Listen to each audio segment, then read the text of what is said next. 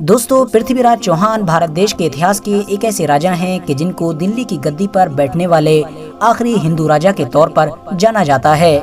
क्योंकि भारत के इतिहास में पृथ्वीराज चौहान के बाद कोई भी हिंदू राजा दिल्ली की गद्दी पर नहीं बैठ सका था और अगले कई सालों तक दिल्ली की गद्दी पर मुस्लिम सुल्तानों और बादशाहों का ही राज रहा था। यहाँ तक कि फिर दौर अंग्रेजों का आ गया था। अंग्रेजों ने भी एक लंबे वक्त तक राज किया और फिर उसके बाद हमारा देश पूरी तरह से आज़ाद हो गया। और जाहिर है, आज़ादी के बाद तो लगभग पूरी ही दुनिया से सल्तनतों और हुकूमतों का दौर खत्म ही हो गया। तो इसीलिए पृथ्वीराज चौहान की जिनकी मौत 1192 में हो गई थी, उनको भारत देश के इतिहास में दिल्ली की गद्दी पर बैठने वाले आखिरी हिंदू राजा के तौर पर जाना जाता है। इसके अलावा ऐतिहासिक तौर पर पृथ्वीराज चौहान को एक ताकतवर और बहादुर राजा के तौर पर भी याद किया जाता है, क्योंकि जाहिर है राजा पृथ्वीराज चौहान की जिंदगी का ज्यादातर वक्त न सिर्फ अपने इलाके की हिफाजत में गुजरा था, बल्कि उन्होंने अपनी जान भी अपने इलाके की हिफाजत की खातिर ही दे डाली थी। यही वजह है कि सैकड़ों साल गुजर जाने के बाद भी पृथ्वीराज चौहान को आज भी ऐतिहासिक किताबों में बहुत ज्यादा अहमियत दी जाती है। इतना ही नहीं, अभी तक पृथ्वीराज चौहान की बहादुरी पर बहुत सारी किताबों के साथ साथ टीवी सीरियल्स भी बनाए जा चुके हैं। इवन अब तो फिल्मी दुनिया में उनके ऊपर मूवी भी तैयार कर ली गई है। बात करें अगर हिस्टोरिकली, तो 12वीं सदी में लिखी गई एक किताब पृथ्वीराज रस के मुताबिक पृथ्वीराज चौहान कन्नौज की एक शहजादी के जिसका नाम संयोगिता हुआ करता था, उसके इश्क में गिरफ्तार हो गए थे और इस शहजादी से हद से ज्यादा मोहब्बत किया करते थे। न सिर्फ मोहब्बत ही किया करते थे, बल्कि जल्द से जल्द शादी भी करना चाहते थे। मगर दूसरी तरफ संयोगिता का पिता यानी फादर, कि जो कन्नौज का हुक्मरान भी हुआ करता था और जिसका नाम जयचंद हुआ करता था, वो पृथ्वीराज चौहान से हद से ज्यादा नफरत किया करता था। इतिहासकारों की माने तो जयचंद और पृथ्वीराज चौहान आपस में दूर के रिश्तेदार भी हुआ करते थे। मगर दुश्मनी की वजह ये थी कि क्योंकि जयचंद अब पृथ्वीराज चौहान की तेजी के साथ बढ़ती हुई शोहरत और ताकत से जला करता था। इतना ही नहीं, वो पृथ्वीराज चौहान को एक बार फिर से जमीन पर लाने के लिए पीठ पीछे पृथ्वीराज चौहान के खिलाफ उनके दुश्मनों की मदद भी करता रहता था। मगर जयचंद के लिए बदकिस्मती की बात ये थी कि वो पृथ्वीराज चौहान से जितनी ज्यादा नफरत किया करता था, उतनी ही ज्यादा उसकी बेटी पृथ्वीराज चौहान से मोहब्बत किया करती थी। आपको बताते चलें कि फिर एक बार संयोगिता के पिता यानी जयचंद ने अपनी बेटी का स्वयंवर रखा। स्वयंवर एक ऐसी रस्म हुआ करती थी कि जिसके अंदर महल की शहजादी अपने होने वाले शौहर को चुना करती थी, यानी बहुत सारे शहजादों में से एक ऐसे शहजादे को चुना करती थी कि जिसके साथ वो अपनी जिंदगी गुजारना चाहती थी। दोस्तों, स्वयंवर की इस रस्म में जयचंद ने उस दौर में भारत देश में मौजूद लगभग सभी छोटी बड़ी रियासतों के शहजादों को दावत दी, सिवाय पृथ्वीराज चौहान के। इतना ही नहीं, उसने पृथ्वीराज चौहान की बेइज्जती करने के लिए उस महल में पृथ्वीराज चौहान का एक स्टैचू भी लगवाया, यानी वहाँ पर एक मूर्ति लगवाई। उसके बाद स्वयंवर का टाइम आया और जयचंद की बेटी यानी संयोगिता पूरी सज धज कर अपने महल में दाखिल हुई। संयोगिता के हाथों में एक वरमाला थी। संयोगिता की खूबसूरती को देखकर महल में मौजूद हर शहजादा हैरान था और वो चाहता था कि संयोगिता अपने हाथ में मौजूद माला को मेरे गले में डालकर मुझे चुन ले। मगर सभी लोग उस वक्त हक्का बक्का रह गए कि जब संयोगिता ने सारे शहजादों को छोड़कर अपने हाथ में मौजूद माला को पृथ्वीराज चौहान की उस मूर्ति पर डाल दिया, कि जो मूर्ति जयचंद की तरफ से पृथ्वीराज चौहान की बेइज्जती करने के लिए रखी गई थी। अपनी बेटी की इस हरकत को देखकर जयचंद कुछ सजा दे पाता, उससे पहले ही पृथ्वीराज चौहान ने भी अपने कुछ वफादार सिपाहियों के साथ उस महल पर अटैक कर दिया और बड़ी कामयाबी के साथ वो संयोगिता को अपने साथ लेकर दिल्ली की तरफ निकल गए। दूसरी तरफ जयचंद ने भी अपनी बेटी को दोबारा हासिल करने के लिए दिल्ली पर हमला किया, मगर लाख कोशिशों के बावजूद जयचंद दोबारा अपनी बेटी को पृथ्वीराज चौहान के पास से न ला सका। मगर दोस्तों, जिस दौर में पृथ्वीराज चौहान और जयचंद के बीच ये सब कुछ चल रहा था, उसी दौर में ही पृथ्वीराज चौहान की सल्तनत की सरहद पर दुनिया की एक बड़ी ताकत दस्तक दे चुकी थी। एक ऐसी बड़ी ताकत कि जिसने पिछले कुछ सालों में न सिर्फ दुनिया का एक बड़ा इलाका फतह किया था, बल्कि अपने सामने बड़े से बड़े ताकतवर हुक्मरानों को झुकने पर भी मजबूर किया था। और इस ताकत का नाम था मोहम्मद गौरी। यानी दोस्तों, मोहम्मद गौरी अब दिल्ली की उस गद्दी को भी हासिल करना चाहता था कि जिस गद्दी के ख्वाब मोहम्मद गौरी ने बहुत पहले से देख रखे थे। पृथ्वीराज चौहान और मोहम्मद गौरी का पहला मुकाबला 1191 में उस वक्त हुआ कि जब मोहम्मद गौरी ने भटिंडा के किले को फतह करके अपनी सल्तनत में मिला लिया, क्योंकि जाहिर है भटिंडा का ये किला पहले पृथ्वीराज चौहान के अंडर में आया करता था। 1191 में होने वाली इस जंग को तराइन की पहली जंग के तौर पर याद किया जाता है। क्योंकि जिस जगह पर یہ جنگ ہوئی تھی اس کو ترائن کے نام سے جانا جاتا تھا۔ آپ کو بتاتے چلیں کہ اس جنگ میں راجہ پرتھوی راج چوہان کے پاس بہت بڑی فوج تھی، جس کا آنکڑا اتہاسکاروں کے مطابق لگ بھگ 2 لاکھ کے قریب تھا، مگر اس کے باوجود بھی محمد غوری کی فوج نے پرتھوی راج چوہان کو شروع میں کڑی ٹکر دی۔ مگر ظاہر ہے دوسری طرف بھی تو راجپوت تھے جن کو اس دور میں بہادری کی مثال مانا جاتا تھا۔ لاکھ کوششوں کے باوجود بھی محمد غوری کی فوج پرتھوی راج چوہان کی فوج کا مقابلہ نہ کر سکی، اور ایک ایک کر کے غوری سلطنت کی فوج کے سرداروں نے بھاگنا شروع کر دیا۔ ان تمام کمزوریوں کے باوجود بھی محمد غوری میدان میں ڈٹا رہا، مگر پھر آخر میں محمد غوری کے اوپر تلوار سے ایک ایسا وار ہوا کہ جس کی وجہ سے ایک ہی بار میں محمد غوری گھوڑے سے نیچے گر گیا۔ یہ وار اتنا زیادہ خطرناک تھا کہ محمد غوری دوبارہ نہ اٹھ سکا۔ اپنے سردار کو اس حال میں دیکھ کر محمد غوری کی فوج تتر بتر ہو گئی،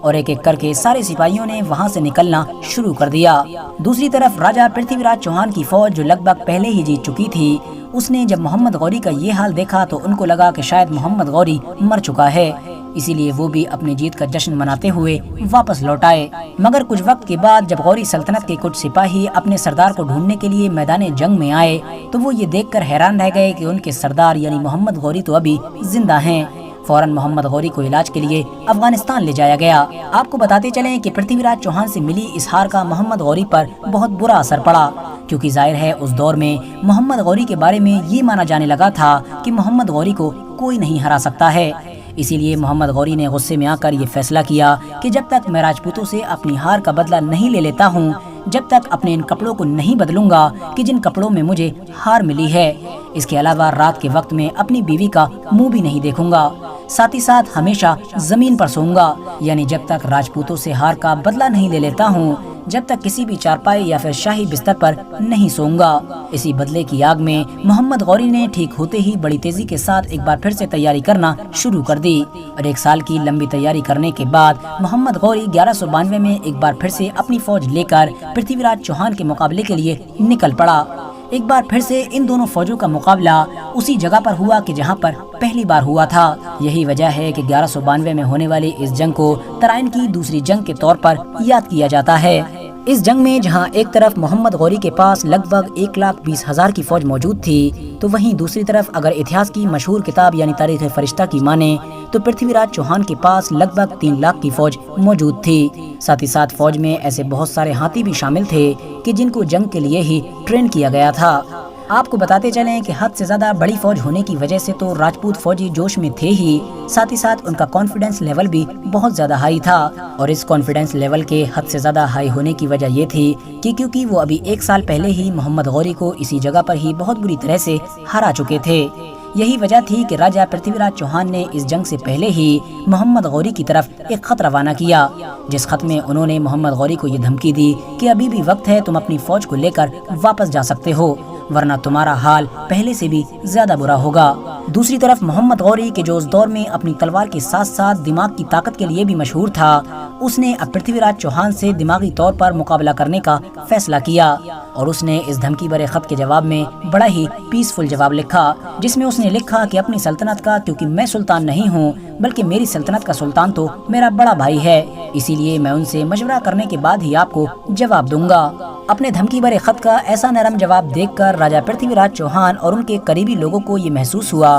کہ شاید محمد غوری ہماری بڑی فوج کو دیکھ کر نرم پڑنے لگا ہے، اور ہو نہ ہو اب وہ بھی واپس جانے کے بہانے ڈھونڈ رہا ہے۔ مگر دوسری طرف محمد غوری نے اپنی تیاریوں کو اور تیز کر دیا تھا، اور جنگ سے 1 دن پہلے پوری رات تیاریوں میں گزار دی تھی۔ دوسری طرف راجہ پرتھوی راج چوہان کی فوج ایسا تسلی بخش جواب سن کر پوری طرح سے فری ہو چکی تھی۔ وہ لوگ تیاریاں کرنے کی بجائے پوری رات اس بات کا جشن منا رہے تھے کہ شاید وہ لوگ بنا جنگ کیے ہی جیت چکے ہیں۔ مگر دوسری طرف محمد غوری نے اگلے دن کا سورج نکلتے ہی جنگ کا اعلان کر دیا۔ اگلے دن کا جب سورج نکلا تو جہاں ایک طرف محمد غوری کی پوری فوج صفیں بنا کر جنگ کے لیے بالکل تیار کھڑی تھی، تو وہیں دوسری طرف راجہ پرتھوی راج چوہان کی فوج اپنے اپنے خیموں میں سو رہی تھی، کیونکہ ظاہر ہے ان میں سے زیادہ تر فوجی رات بھر کے جاگے ہوئے تھے۔ جیسے ہی ان کو یہ خبر ملی کہ محمد غوری کی پوری فوج تو جنگ کے لیے تیار کھڑی ہے، تو ان لوگوں نے گھبرا کر اٹھنا شروع کیا اور جلد بازی میں اپنی صفیں بنانا شروع کی۔ यही वजह थी कि जंग के शुरू में जो चुस्ती और फुर्ती मोहम्मद गौरी की फौज में नजर आ रही थी वो राजपूत फौजियों में दूर दूर तक नजर नहीं आ रही थी। मगर इन तमाम चीजों के बावजूद भी शाम होने तक भी मोहम्मद गौरी की फौज राजपूत फौजियों को हराने में कामयाब न हो सकी। मगर फिर दिन के बिल्कुल आखिरी वक्त में मोहम्मद गौरी ने अपने सबसे बड़े हथियार को इस्तेमाल करने का फैसला किया, और वो हथियार ये था कि मोहम्मद गौरी ने जंग से पहले ही 12,000 ताज़ादम फौजियों को अलग खड़ा कर रखा था, ताकि जब आखिर में दोनों जंगें आपस में लड़ते लड़ते पूरी तरह से थक जाएं, तो फिर ये 12,000 ताज़ादम फौजी अचानक से थकी हुई राजपूत फौज पर हमला कर दें। मोहम्मद गौरी की ये रणनीति बहुत ज्यादा कारगर साबित हुई, क्योंकि जब इन 12,000 फौजियों ने थके हुए राजपूत की लाखों की फौज पर हमला किया तो वो इनको बिल्कुल भी बर्दाश्त न कर सके। कुछ देर के अंदर ही लाखों की फौज न सिर्फ तितर बितर हो गई बल्कि भागने पर भी मजबूर हो गई। दूसरी तरफ राजा पृथ्वीराज चौहान ने जब मैदान का ये हाल देखा तो उन्होंने अपने हाथी से उतरने का फैसला किया। मगर राजा पृथ्वीराज चौहान का हाथी से उतरना था कि फौरन मोहम्मद गौरी के कुछ सिपाहियों की तरफ से उनको गिरफ्तार कर लिया गया और फिर कैद में ही उनको कत्ल कर दिया गया था।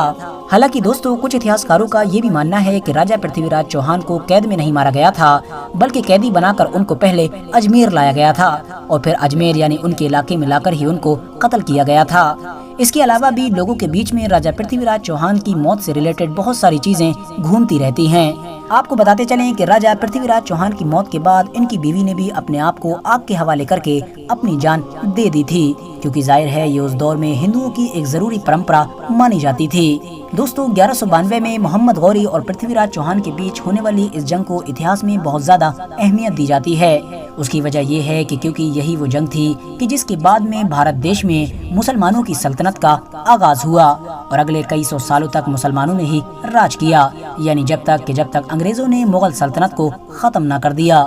फिलहाल दोस्तों, आज के अपनी वीडियो को हम यहीं पर खत्म करते हैं। वीडियो पसंद आने पर न सिर्फ वीडियो को लाइक करें बल्कि अपने फ्रेंड्स के साथ भी जरूर शेयर करें, और इसी तरह की नॉलेजेबल और हिस्टोरिकल वीडियोस हमेशा देखने के लिए हमारे इस चैनल को सब्सक्राइब करके साथ ही में बेल आइकन को भी प्रेस कर दें।